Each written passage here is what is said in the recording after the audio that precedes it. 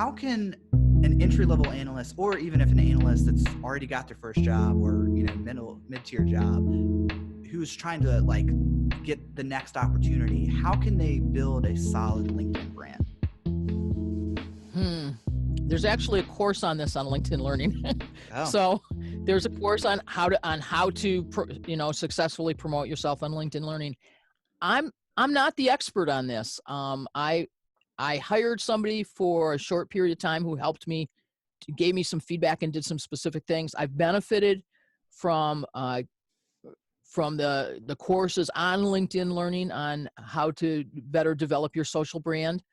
I think for me, I probably have a big following because I have a fair number of courses and I've been doing this for a while. And also before when I was doing corporate training, I was training tens of thousands of people. So I'd be surprised if I didn't see some of those people show up on LinkedIn as well, following me there. So some of it is just, some of it is this place I am in my job life, in my career, that a lot of people know me, and a lot of people have been in my courses. So that's I think probably accounts for my following more than anything I've done specifically to brand myself.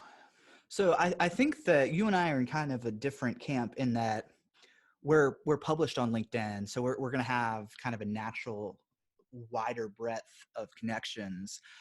I think though it's a quality over quantity thing, especially for those looking to, find their next job opportunity.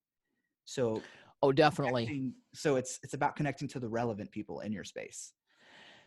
So, okay. So thanks for reframing that for me, because yes, I have thousands of followers, but my assumption would be that they wouldn't necessarily be the place that I look for the next piece of work that I was doing. I do get work offers on LinkedIn, and you need to pay attention to that. And I think some of it is in terms of defining really carefully.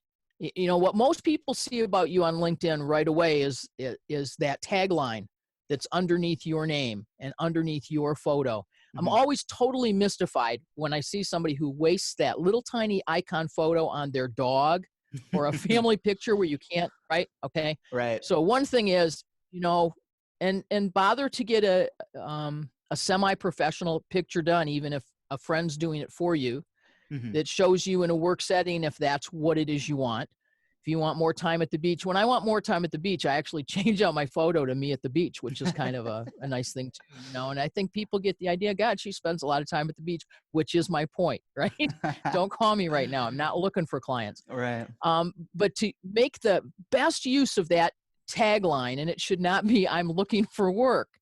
It should really define what mine says right now is empowering people and teams. I mean, that's what I do. I don't just do business analytics. I spend a lot of time I'm actually, my SharePoint courses are really where I've been in LinkedIn for a very long time. I teach across the Power Platform.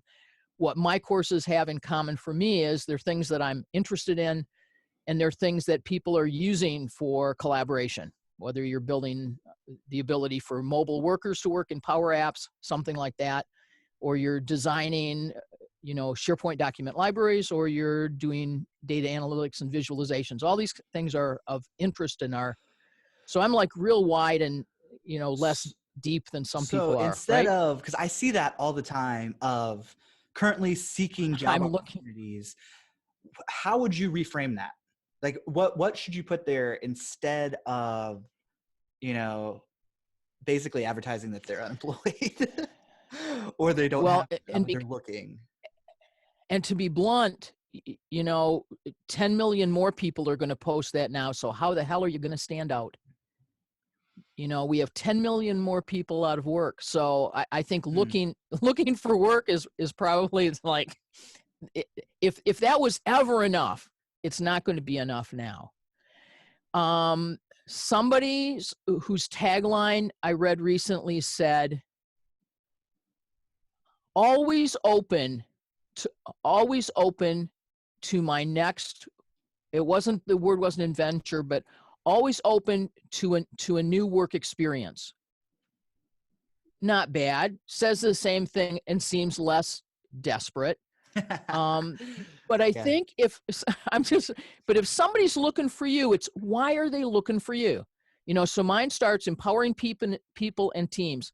Find my SharePoint, Power Platform, and Microsoft 365 courses on LinkedIn. This is what I do is I empower people and teams. Simon, that just went out of my head. The guy who used to teach SharePoint before me for LinkedIn, who's a brilliant instructor, I used to say I would listen to him read the phone book because he's got a fabulous voice. But his basically said, and I'm rephrasing it, I explain hard things in ways that make it easy for people to understand. It's like, is that a skill you would want to have in your workplace? If I were doing visual storytelling, go ahead. Like maybe you could say something like, I tell stories with data. I'm a visual storyteller. I tell stories with data. I can help. I help businesses tell their data stories. Yeah. So something like that could kind of catch the eye and really draw them in. Yeah. I think it's going to be a hard time to look in a generic way. I think you have to be more specific. Right. And that kind of gets into like the aesthetics and the branding side of things. But okay. So number one, solid headshot, not a picture of your dog, not a picture of you at the beach. Right. Solid tagline. One other question I wanted to ask you about is what are the value, and this is not just for the audience, this is for my personal insight too. What's the value of the LinkedIn learning badges? Do you think that's a proof of actual knowledge? Like what do you think employers interpret that as? Wow. There's a question. So I'm going to put myself sort of in the employer role because I've been that many times in my life. So for fact, it's proof that you got all the way to the end of the course. I mean, you can't get that badge without getting all the way out to the end. So while people could cheat, I'm assuming you could just set it on autoplay and walk away and go to the beach. If we were allowed to do that, which we're not right now, but if, at least not in Michigan, but if you could do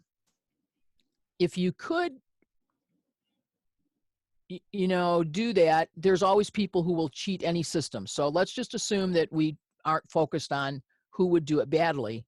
And I look and somebody has a badge for a particular course. That's going to tell me a lot of things. One of the things it tells me, particularly if they haven't been recently employed, is that they care enough to be learning. It is proof of learning. Okay. And that's huge. And it's proof of learning something specific. So if I took a look and people were learning specific things that would be helpful in the job that I have available, that would say a lot to me, as opposed to somebody who just was taking a course every week to check off, I took a course. But if I saw a cluster of things, if I was seeing, your Power BI course, my Power BI Essential Training course and Power BI Desktop, if I saw somebody doing, Helen Wall's Power BI course, and it's like, oh, here's somebody who's really focused on Power BI. And then maybe, Dennis Taylor has a great course on how to clean up your data in Excel. It's like, oh, they thought about that too. See what I mean? There's so they're being proactive. They're going out and finding resources. So I think what that communicates is that you're not going to have to be a taskmaster with this person. They're going to go out and do the work. You're not going to have to constantly push them to say, go learn this, go do this. Right. They're self-motivated. And there's one thing more that it says. The other thing that it says, in addition to they're self-motivated and they are making smart use of their time as a resource to learn new skills. But the other piece that's in there is, how many times do you have somebody who you hire and you discover that every new thing that they need to learn, you need to point them towards? I mean, I've hired people. I actually had a guy working here on the farm. This is just a tiny little story. I had a guy who was working here on the farm. I didn't hire him. Somebody else did. And he asked me, he came over, and his job, the task he'd been sent to do by somebody else, was to actually plant some seeds so that we could start germinating them. Okay. This is a really bad story. So he asks me when he gets here, and this is a project where basically we're providing land and water and nothing else. And he says, so how deep do I plant these seeds? And I looked at him and I said, you don't know? And he said, no. So I came in and I Googled, how deep do I plant these particular seeds? And I go out and I tell him, and I said, so you need to plant them 3/4 of an inch deep. And I had actually taken a pencil and marked 3/4 of an inch on a pencil. So I could say, if you stick it in this far, that's the hole to drop the seed in. He said, how did you know it was 3/4 of an inch? And I said, I Googled it. And he went, well, that's the difference between you and me. So that's funny. Right. So if I see a badge that somebody has taken courses, I know there's another difference between them and this guy, who, by the way, doesn't work for us anymore, for sure. There are some people who are self-starters, who are looking for solutions, and who are actually completing things. There's a difference between, I viewed 3 movies in 17 different courses to answer a particular question that I had, versus I wanted to study something so that I understood it. And that's what the badge is. That's different than the way, many of us use LinkedIn Learning to be able to answer an immediate question. I'll go to LinkedIn Learning and just search for, how do I do this? And it will take me to the right movie, because they're all, there's closed caption and transcript. So I can search for particular things and find the right movie. But that's different than, I want to take the entire course and learn something that's beyond just answering the question that I have right now. Both of them are valid ways to learn, but one of them ends up with a badge that says you've learned something specific. You've done the work. Yeah. You've done the work. A to Z.